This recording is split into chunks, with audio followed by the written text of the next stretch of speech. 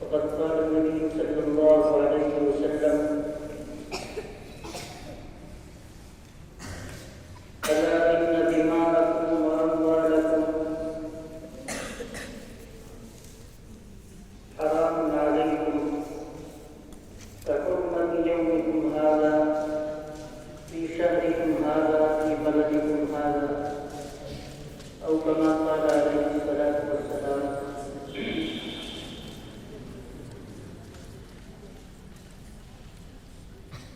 Stage پر روزہ کا فروغ، اساتذہ کرام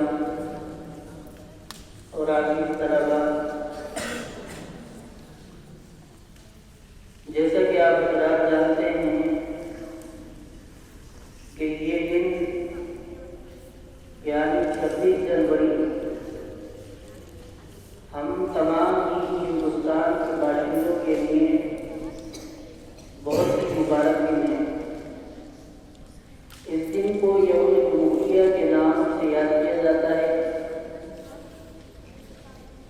یہ وہ دن ہے کہ جس میں ہندوستان کا جو قانون ہے اس کا باقاعدہ دفاع عمل ہے۔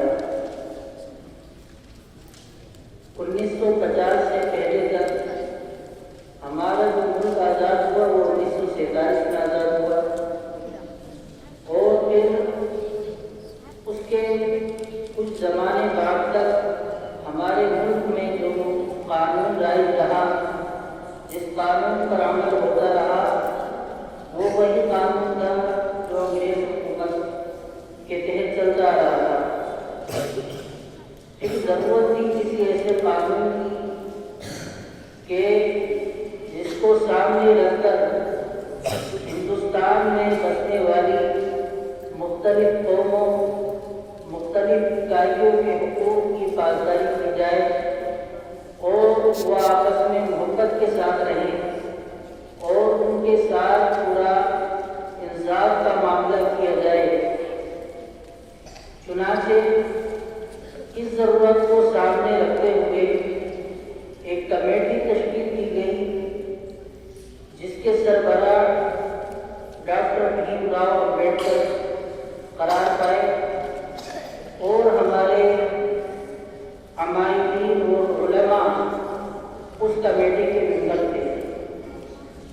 بالآخر 3 سال کی کوششوں کے بعد وہ ایک خاکہ تیار ہوا اور پورا قانون تیار ہو گیا 3 سال کے اندر۔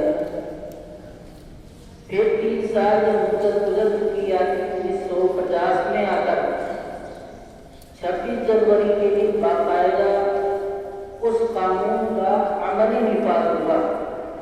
یعنی اس سے پہلے تک 1950 سے پہلے تک جو قانون چلتا آ رہا تھا وہ قانون تھا جو انگریز چلاتے آ رہے تھے۔